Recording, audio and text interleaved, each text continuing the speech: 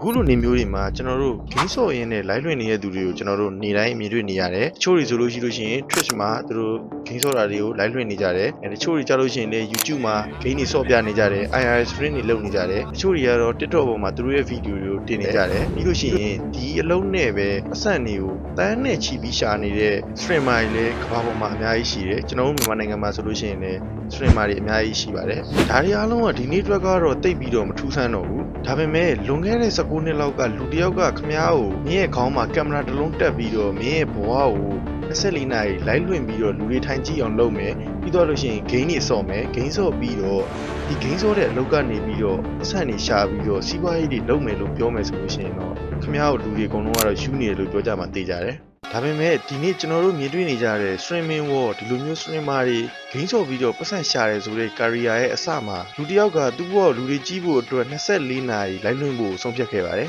သူ့ရဲ့နာမည်ကတော့ Justin Khan ပါ2009ခုနှစ်ကျွန်တော်တို့ YouTube ကဒီနေ့လိုမျိုးအကြီးမားဆုံး entertainment platform တစ်ခုမဖြစ်သေးဘူး streamer ဆိုတဲ့ career လည်းမရှိသေးပါဘူးအဲ့ဒီအချိန်မှာ Justin Khan ဆိုတဲ့သူကသူနဲ့သူ့ရဲ့ co-founder တွေကအရန်ထူးဆန်းတဲ့ idea တစ်ခုကိုသူတို့စမ်းသပ်ကြည့်ခဲ့ကြတယ်ဒီ Justin Khan ရဲ့ဘဝကိုသူတို့24နာရီ live လွှင့်မယ်ဆိုပြီးတော့ဆုံးဖြတ်တစ်ခုချခဲ့တယ်။ဒါ Justin ကနေပြီးတော့ကင်မရာတစ်လုံးကိုသူ့ရဲ့အုတ်ထုပ်မှာတက်ထားတယ်။ပြီးလို့ရှိရင်သူသွားတဲ့နေရာတိုင်းသူလုပ်တဲ့အရာတိုင်းကိုအင်တာနက်ပေါ်ကလူတွေ live ကြည့်နိုင်အောင်လို့သူတို့လုပ်ခဲ့ကြတယ်။2009ခုနှစ်မတ်လ19ရက်နေ့မှာတော့အဲ့ဒီ24နာရီ live လွှင့်တဲ့ casting project ကိုသူတို့စတင်ခဲ့တယ်။စဉ်းစားကြည့်လိုက်မယ်ဆိုလို့ရှိရင်ဒီနေ့ဆိုလို့ရှိရင်လူတစ်ယောက်ကသူ့ရဲ့နေ့စဉ်ဘဝကို live လွှင့်တာဆိုတာကလုံးဝမထူးဆန်းတော့ဘူး။ဒါပေမဲ့2009ခုနှစ်မှာတော့ဒါဟာလူတွေမမြင်ဘူးသိတဲ့အရာတစ်ခုပဲလုံးဝအသေးစမ်းတစ်ခုပဲအစမှာတော့ Justin TV ဆိုတာကဒီ Justin Khan ရဲ့သူ့ရဲ့နေ့စဉ်လှုပ်ရှားမှုသူ့ရဲ့ lifestyle ကို live လွှင့်တဲ့ channel တစ်ခုသက်ပါပဲဒါပေမဲ့ဒီ idea ကနေပြီးတော့ media တွေရဲ့အာရုံစိုက်မှုကိုသူတို့တဖြည်းဖြည်းနဲ့ရလာခဲ့တယ်ဒီကသူ့ဘဝကိုကြည့်လာကြတယ်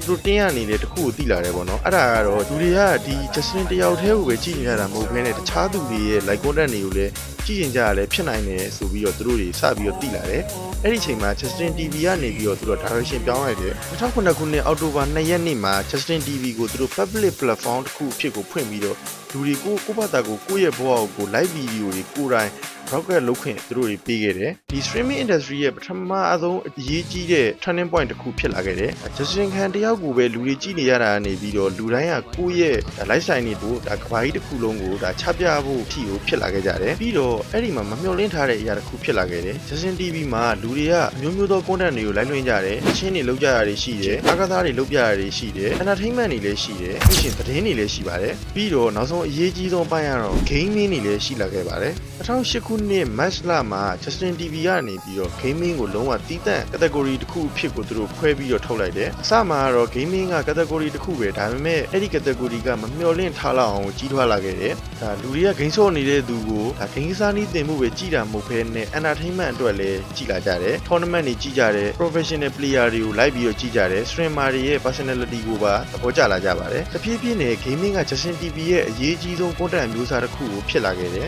ဒီနေရာမှာ Justin TV ရဲ့ထင်းကနေပြီးတော့သူတို့အရေးကြီးတဲ့ဆုံးဖြတ်ချက်တစ်ခုကိုချလိုက်တယ်ဒါ gaming ကဒီလောက်ကြီးလာပြီဆိုလို့ရှိရင် gaming အတွက်သူတို့ platform တစ်ခုတီးတန့်လုပ်မယ်ဆိုပြီးတော့သူတို့တွေ season တစ်ခုချခဲ့တယ်အဲ့ဒီ season ကိုလည်းသူတို့2011ခုနှစ်ဇွန်6ရက်နေ့မှာ Twitch TV ကိုသူတို့စပြီးတော့လုပ်ခဲ့တယ်အဲ့ဒီအချိန်မှာ Twitch က competition gaming အနေနဲ့ e-sport ကိုအဓိကထားတဲ့ live video platform ဖြစ်ခဲ့တယ်ပြီးတော့အဲ့ဒီ platform ကတကယ်ပဲလုပ်ဖြစ်ခဲ့ပါတယ်2011ခုနှစ်ဇူလိုင်လတလထဲမှာ Twitch ကနေပြီးတော့သူတို့ viewer 8 million လောက်ကိုသူတို့ရရှိခဲ့တယ်ပြီးတော့လို့ရှိရင်လည်း video တွေကိုကြည့်ရှုနှုန်းအနေနဲ့ကလည်း1 billion minute အထိကိုရောက်ခဲ့တယ်လို့အဲ့ဒီအချိန်ကမှတ်တမ်းတွေမှာဖော်ပြထားပါတယ်အဲ့ဒီမှာပိုရေးကြီးတဲ့ຢာတစ်ခုဖြစ်လာခဲ့တယ်2011ခုနှစ်ဇူလိုင်လမှာ Twitch ကနေပြီးတော့ဒီ game broadcaster တွေအတွက် partner program ကိုတိုးချဲ့ခဲ့တယ် streamer တွေကသူတို့ရဲ့ live stream တွေကိုပြသတဲ့ ADS ကနေပြီးတော့ revenue share တွေသူတို့ရလာနိုင်ခဲ့တယ် subscription နဲ့တခြား monetization ပုံစံတွေကိုပါထည့်လာကြတယ်အဲ့ဒီအချိန်မှာ game ဆော့တာကနေပြီးတော့ဝါသနာတစ်ခုလုံးဝမဟုတ်တော့ဘူးလူတွေက game ဆော့မယ်လူတွေကြည့်မယ် audience တွေတိစောက်မယ်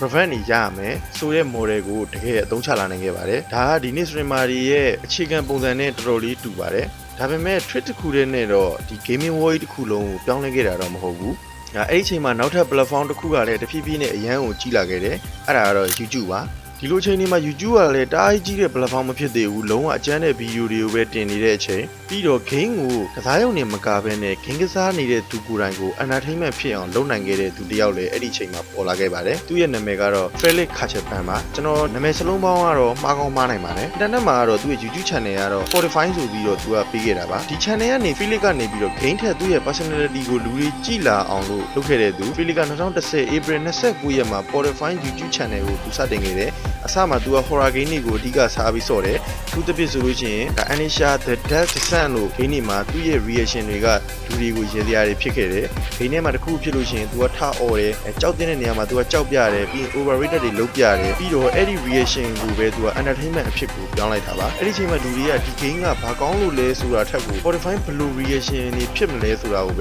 စောင့်ကြည့်လာခဲ့ကြတယ်ဒါကအရန်ကိုလည်းအရေးကြီးပါတယ် game က main career မဟုတ်တော့ဘူး creator ကိုယ်တိုင်က main career ဖြစ်လာတာပါ2013ခုနှစ်မှာ game ဆောတဲ့ကောင်လေးက YouTube ရဲ့ခင်ဖြစ်လာခဲ့တယ် Spotify ကတဖြည်းဖြည်းနဲ့ subscriber တွေအရန်ကိုမြန်မြန်ကိုရလာခဲ့တယ်2012 ဇူလိုင်မှာသူ့ရဲ့ YouTube channel မှာ1 million subscriber အထိကိုသူရောက်ရှိခဲ့ပါတယ်ပြီးတော့2013 August 15ရက်မှာ YouTube ရဲ့ most subscriber channel ဖြစ်လာခဲ့တယ်စဉ်းစားကြည့်လိုက်ပါတစ်ချိန်လုံးက game ဆော့ရင်းနဲ့ပေါ်ဟစ်နေခဲ့တဲ့ကောင်လေးတယောက်ဖော်တော့ဆိုင်မှာအလုပ်လုပ်နေနေတဲ့ဒီ YouTube channel လေးကိုပါဆက်ပြီးတော့အလုပ်လုပ်ခဲ့တဲ့ကောင်လေးတယောက်အခုတော့ YouTube တစ်ခုလုံးရဲ့အကြီးဆုံး creator ဖြစ်လာခဲ့တယ်အဲ့ဒီအချိန်မှာလူငယ်တွေအတွက် message တစ်ခုလည်းပြောင်းလဲသွားခဲ့တယ် game ဆော့တာကို content ဖြစ်အောင်လုပ်လို့ရတယ်ဆိုတာပါအဲ့ဒီအချိန်မှာနောက်ထပ် game community တစ်ခုကလည်းပေါ်လာခဲ့တယ်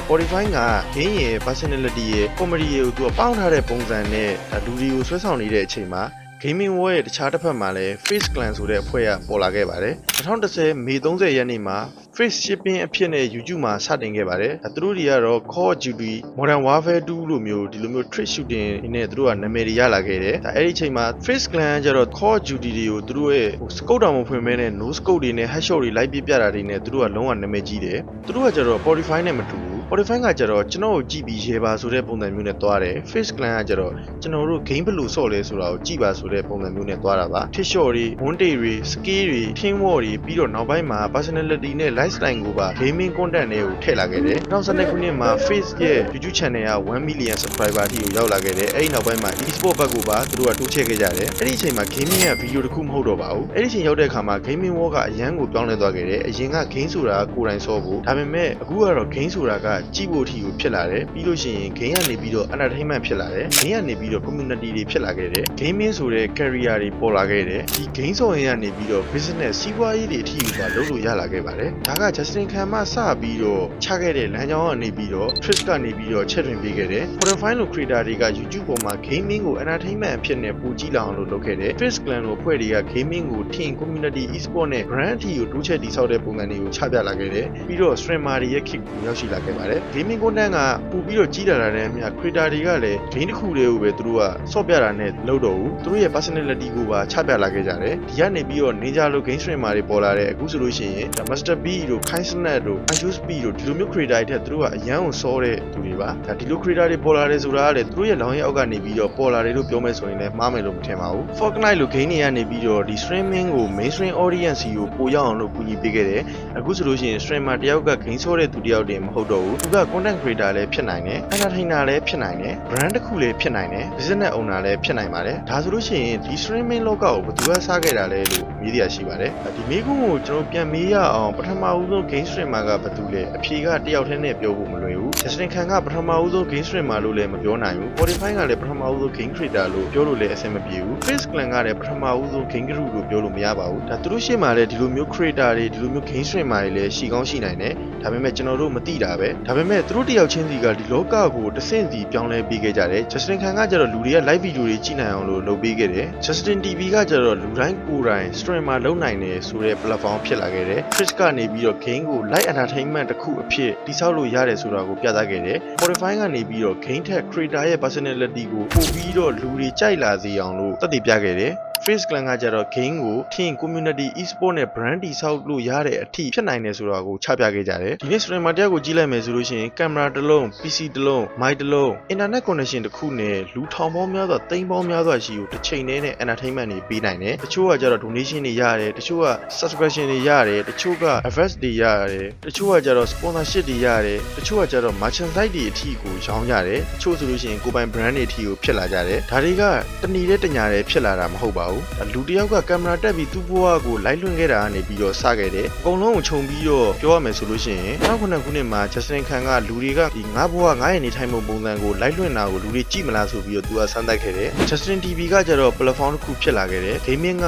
အဲ့ဒီ platform မှာပုံမှုပြီးတော့အချိန်ရတော်တော်လေးကြီးလာခဲ့တယ်2011ခုနှစ်မှာ Twitch ပေါ်လာခဲ့တယ်ပြီးတော့ gaming ကိုလူတွေကြည့်တဲ့ entertainment တစ်ခုဖြစ်လာစေခဲ့တယ် Spotify က game ဆောတဲ့သူကလည်းကမ္ဘာအကြီးဆုံး creator ဖြစ်နိုင်တယ်ဆိုတာကိုချပြနိုင်ခဲ့တယ် Face Clan က gaming ကို scale တစ်ခုတည်းနဲ့မဟုတ်ဘဲနဲ့ community e-sport နဲ့ brand တစ်ခုဖြစ်တည်ဆောက်လို့ရတယ်ဆိုတာကိုပြခဲ့တယ်ပြီးတော့ game ဆောတာက game ဆောတာတစ်ခုတည်းမဟုတ်တော့ဘူး career တွေဖြစ်လာတယ် business တွေဖြစ်လာတယ် entertainment တွေဖြစ်လာတယ်တချို့လူတွေအတွက်တော့သူတို့ဘဝကိုပြောင်းလဲပေးတဲ့အလုပ်တစ်ခုတောင်မှဖြစ်လာခဲ့ပါတယ်ဒါပေမဲ့ဒီ story ရဲ့အလားဆုံးအပိုင်းကသူကအကောင်းဆုံးလဲဆိုတာမဟုတ်ဘူးဘသူကပထမဦးဆုံးလဲဆိုတာလည်းမဟုတ်ဘူးတယောက်ကတကားကိုဖွင့်ပေးခဲ့တယ်နောက်တစ်ယောက်ကကျတော့အဲ့ဒီတကားကိုပူချေအောင်လုပ်ခဲ့တယ်နောက်တစ်ယောက်ကကျတော့အဲ့ဒီထဲကိုဝင်ပြီးတော့လူတွေကို entertainment တွေပေးခဲ့တယ်နောက်တစ်ယောက်ကတော့အဲ့ဒါကို team နဲ့ business တွေအထီကိုပြောင်းလဲပြခဲ့တာပါဒီလိုနဲ့ပဲဒီနေ့ကျွန်တော်တို့မြင်တွေ့နေရတဲ့ streaming war တွေ streamer တွေ II stream တွေဖြစ်လာခဲ့တာပါဒီနေ့ကျွန်တော်တို့မြင်တွေ့နေရတဲ့ streaming war ရဲ့နောက်မှာနှစ်ပေါင်းများစွာပြောင်းလဲလာခဲ့တဲ့ story တစ်ခုကြောင်းဒီနေ့ဗီဒီယိုမှာတော့ပြပြပေးခဲ့တာဖြစ်ပါတယ်အဲ့တော့ဒီလိုအရှိမ